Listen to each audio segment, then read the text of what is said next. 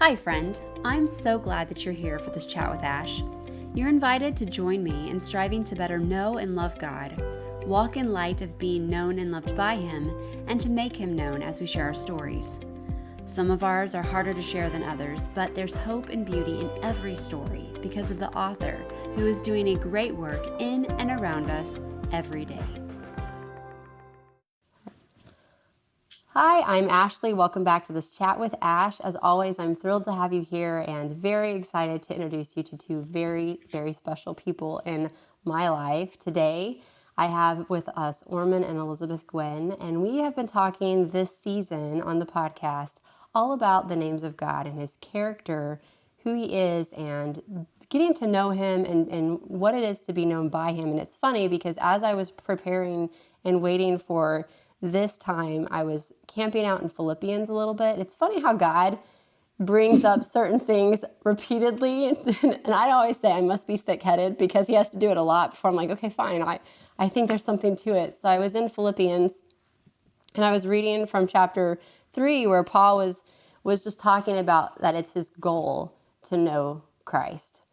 And that really just mirrors where God has put my heart in this season. There's just this deeper desire to know Him, but I love being able to get to know other people as well and to hear their stories, and how when we share our stories, we reveal the author of our stories. And Orman and Elizabeth, I often say that you cannot sit in your presence and walk away not saying, wow, they just radiate Christ. The fact that you know Him and that you walk with Him and that you love Him just oozes out of you in such an amazing way. So I'm thrilled to have you here today. Thank you for taking the time to do this, and I'm excited to hear what God's laid on your heart. It's our pleasure and our joy, and we are happy to share with you. And if we were talking a little bit ago, if we shared everything that we could about the peace of God in our hearts and our lives, you would run out of time. So we're not gonna. We'll just pick a few things.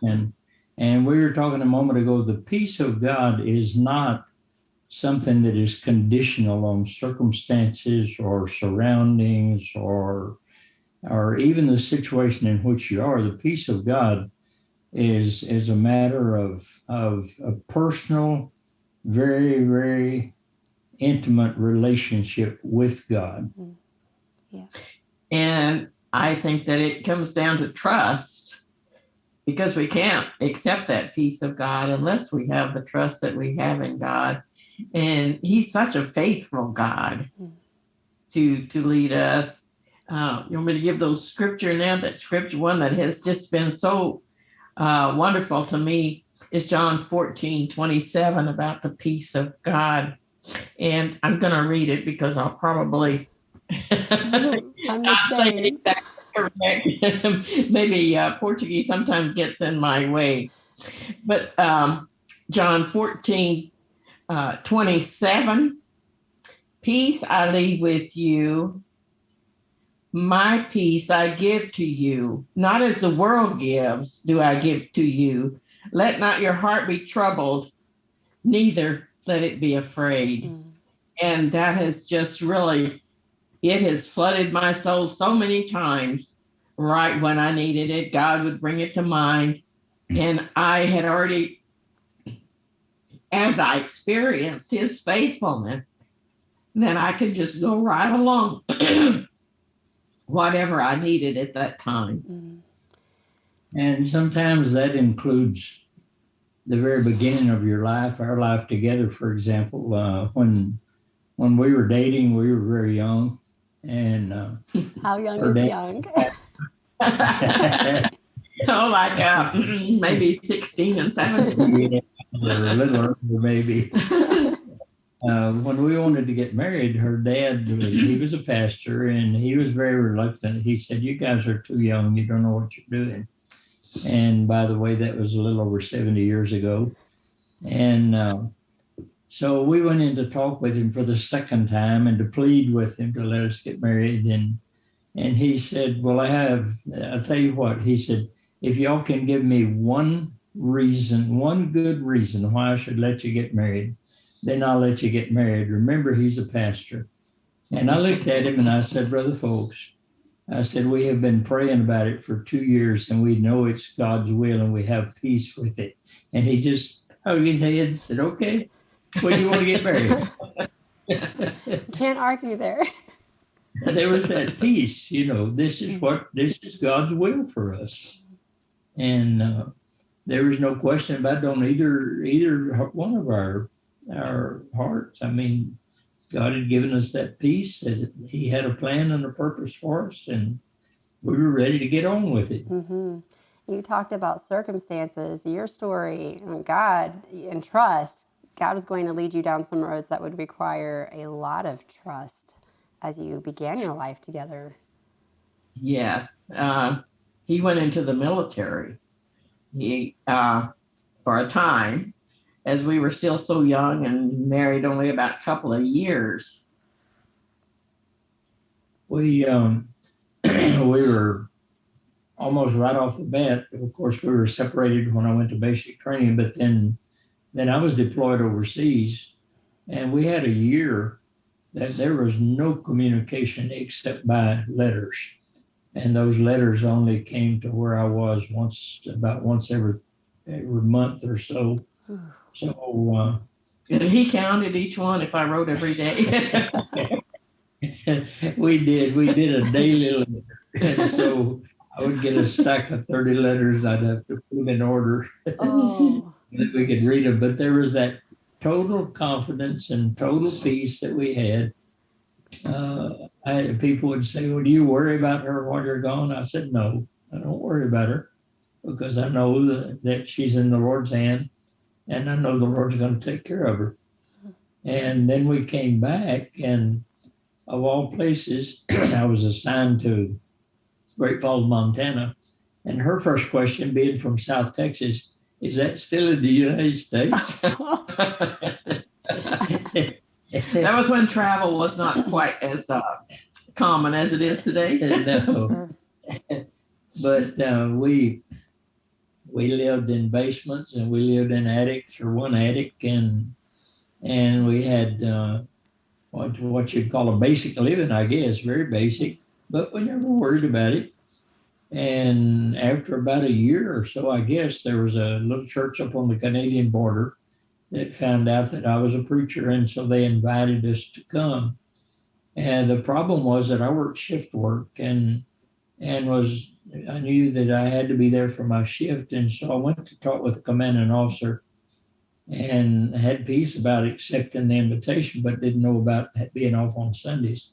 And when I went to talk with him, he said, well, my goodness, he said, there's no problem with that. He said, we can work your schedule around to where you're always off on Sunday. And so I pastored that little church 90 miles north of where we were. And that was a blessing and a good training ground for us as we worked with those folks up there, and still in the military. But it was a great time, and the Lord blessed us greatly. After a few zigzags from there, a few years, seminary and a few other things, then we finally had really decided we were going to follow Jesus where he led us, and that was overseas missions. And again, was that peace and that trust that we were going where God wanted us to go. Mm-hmm. She had that peace, but I didn't. At first, I was not. I wanted to go back to Montana. That was a mission field, or I wanted to stay in Texas or stay somewhere in the United States. I didn't want to learn another language. I didn't want to learn to eat other food. I didn't want to learn another culture. And so she went into nursing school. She was able to go to nursing school while I was in seminary. And we had some very dear friends that didn't want to go to missions either. And so when they had missions day at the seminary, the three of us would always go across the street and eat bologna sandwiches. No Chick-fil-A? Not Chick-fil-A. We didn't have to go to missions. But as we were walking across the street, Lynette said to me, Orman, I dare you to go to missions. And being young, I said, well, I double dare you. And she said, I double dog dare you. And I said, let's go. So we went. And Elizabeth was working at the hospital. Missions Day, Missions Day. And I called her up at work and I said, you're not going to believe what happened. She said, what? I said, well, we went to Missions Day. And I said, guess who walked down the aisle to surrender for missions? And she said, who? And I said, Logan and Lunette. And she had never, ever said a word to me about her sense of that call. And she said, what about you? That was kind of a turning point, wasn't it? Yes. Were you surprised, Elizabeth? I was a bit surprised. Yes, I was. Yeah. But from that day forward, then as he came back and we talked to one of our professors and everything, and he helped us get on the right track to get with our mission board to be able to go overseas.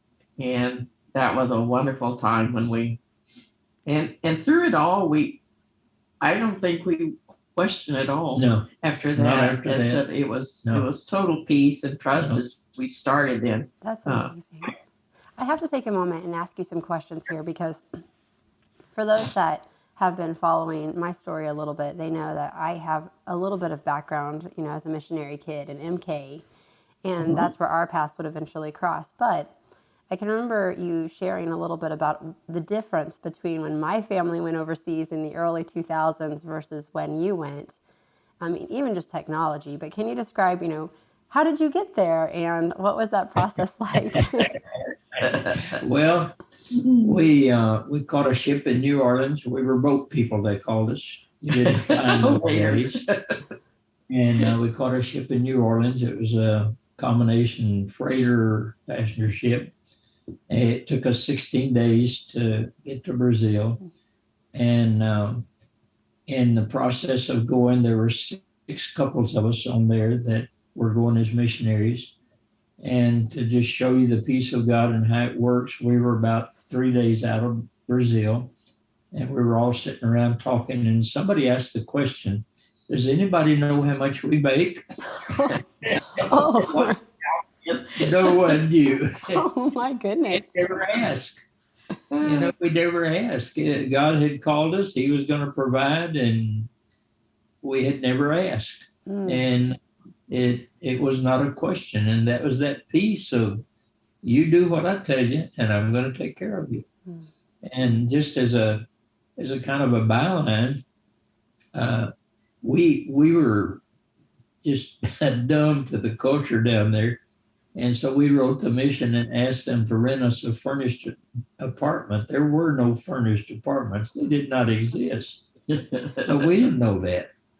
And so when we got there, they said, guess what we found for you?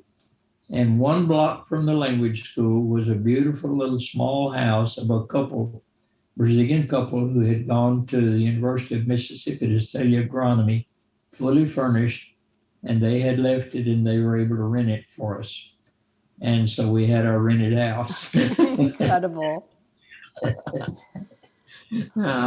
Sure helped out all during that time too, when we were in language school.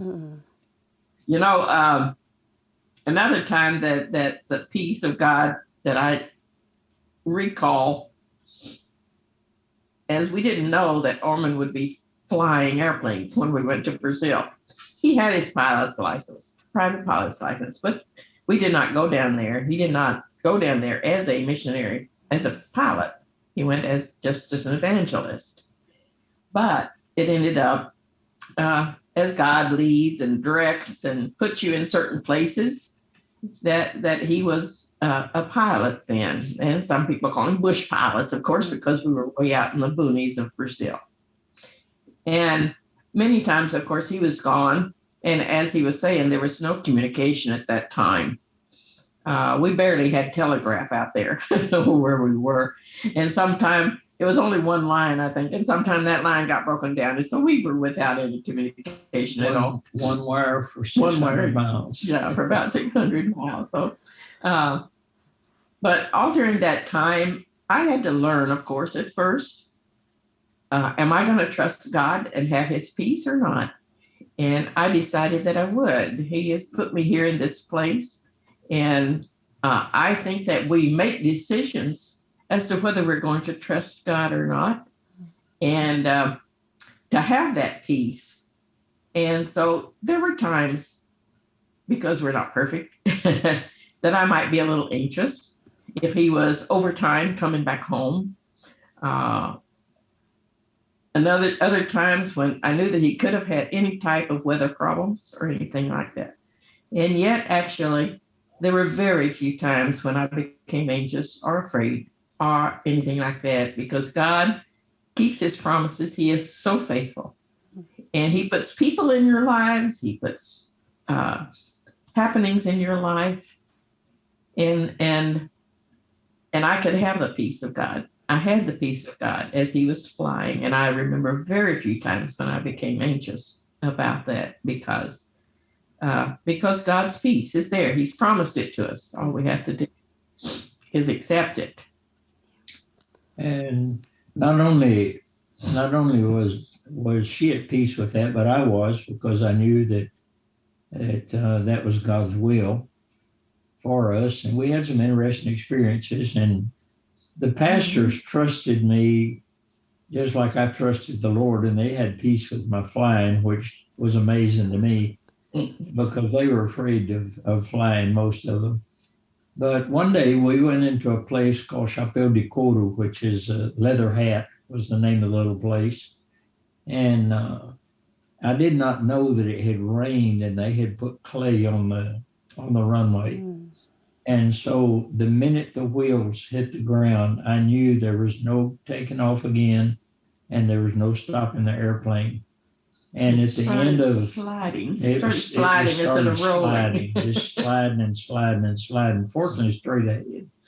But there was a drop off of about 125 feet at the end of it, and one of my colleagues said, "That's the shortest prayer I've ever heard you pray." I said, "What?" And he said, "You just said, 'God help.'" And I've thought many times, what if he had said why? But to get to the peace, just before we got to the end, about 50 feet from the end, it kind of turned sideways, and there was an ant den there, and the nose gear dropped down into the ant den, and it stopped us. And of course, we were sitting up like this. I mean, the tail was way up high. And the two pastors in the back seat, when I got Elizabeth and the other missionary, his wife, out, everything was all right. Nothing was broken.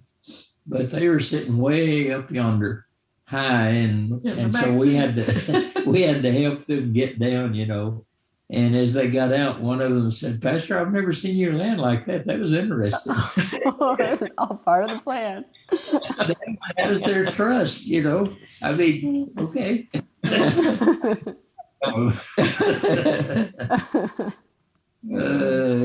there was that peace of knowing, I mean, we landed where you could not land. We took off where you could not take off, but it was a matter, we probably flew out together, the three pilots, we probably flew out over 600 people that would have died otherwise. And many times it was just very, very marginal flying, but there was always that piece of, hey, if we need to go there and the Lord says go, we go. Mm-hmm. And it was a joy to fly with that kind of peace. People have always said, "Were you ever afraid?" I never was afraid. Got kind of nervous sometimes when the weather was bad, but other than that, no. So that peace of God that's why I say it's a relationship. It doesn't depend on circumstances or situations or conditions. It's always there. And even when you might be a little bit shook up, it's still there. You still have that peace. This just brings out a question that I've been wanting to ask you, and I think you kind of just answered it actually. But in my personal walk with the Lord over the last year, the theme of trust me, just kept coming. And I was really wrestling with that. I was like, I want to trust you, but there's all this stuff. And then the Lord really has challenged me with how can you trust someone you don't really know or spend time with? Mm-hmm. So as you're sharing, it's not a blind trust, like, well, God will take care. You have this intimate relationship with God so that you know his character, you know his faithfulness. So you know if that storm comes and you're in the plane or you're sliding through, to a cliff, you can trust the person or the one that you know. Is that That's right. Yeah. Yeah, Yes. always.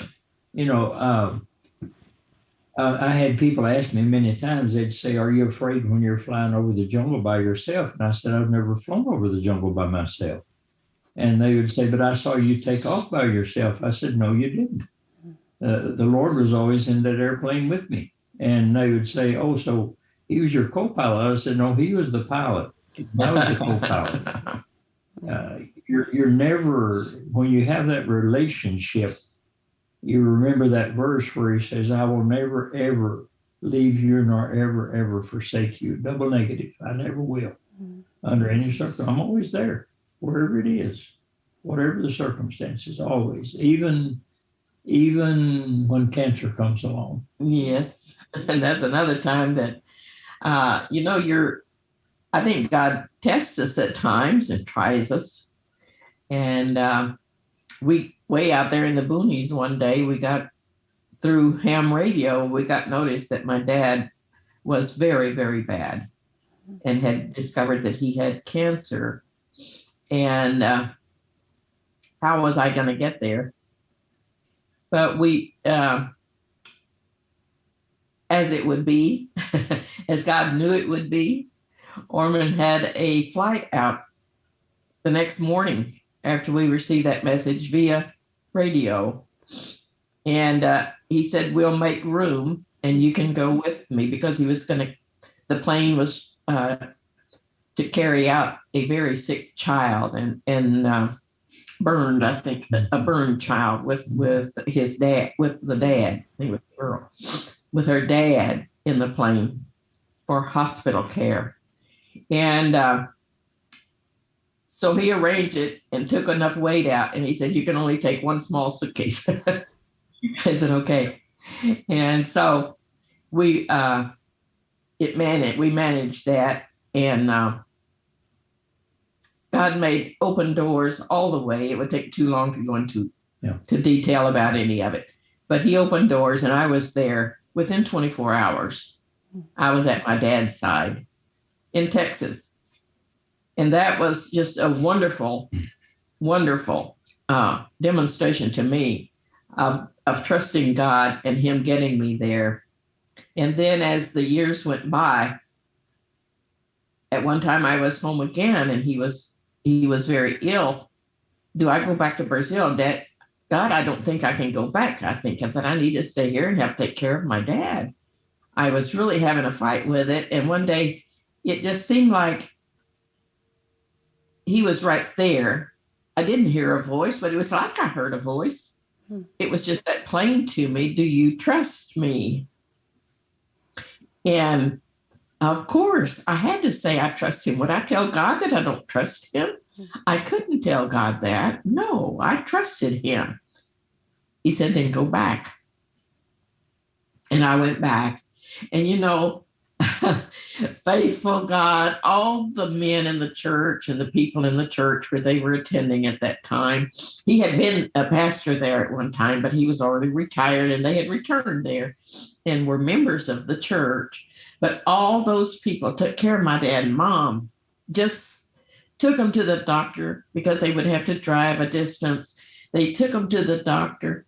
They took care. They saw that they had all the things that they needed.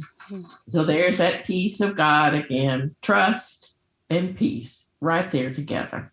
Hand in hand. Yes. Wonderful hand of God. And then, yes, I had cancer. She comes up with cancer. And I was to have surgery. And again, was that wonderful peace of God that passes understanding.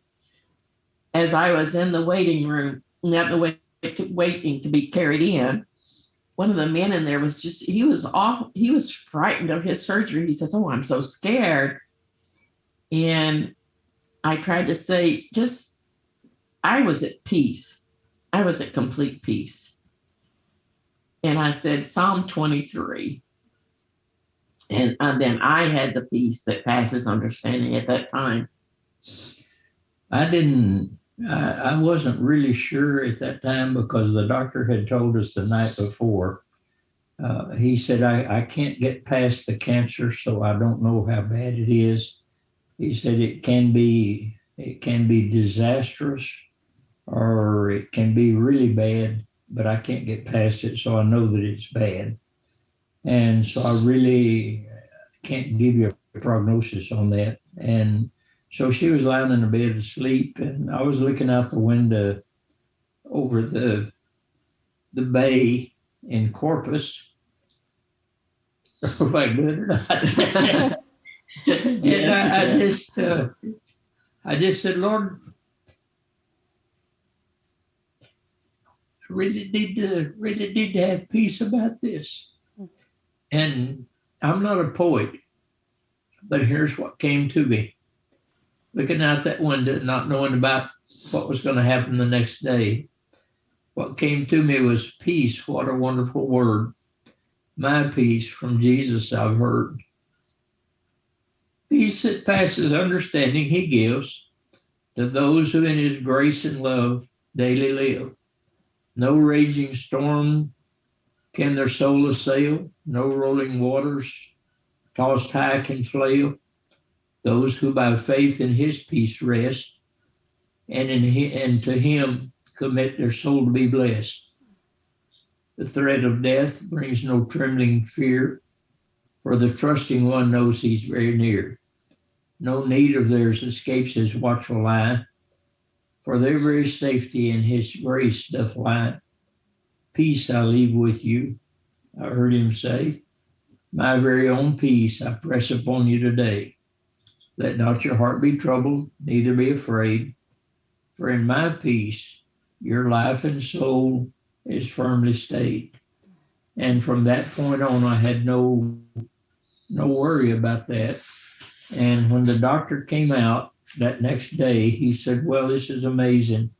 He said the cancer is totally contained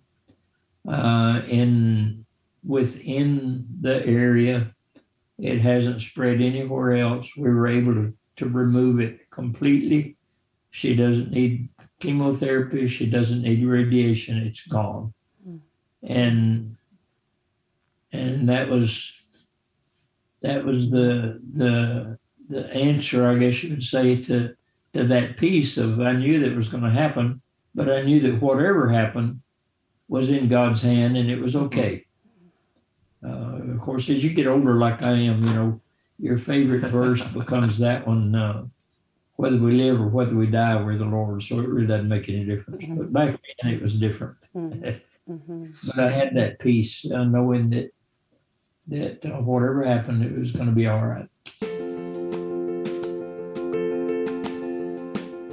Thank you so much for joining me today on the podcast. I really hope that you enjoyed our chat. And if you did, I would be honored if you would take just a moment to subscribe and share. You can also catch up with me during the week at ashleyivester.com. I can't wait for our next talk, but until then, go and grow in grace.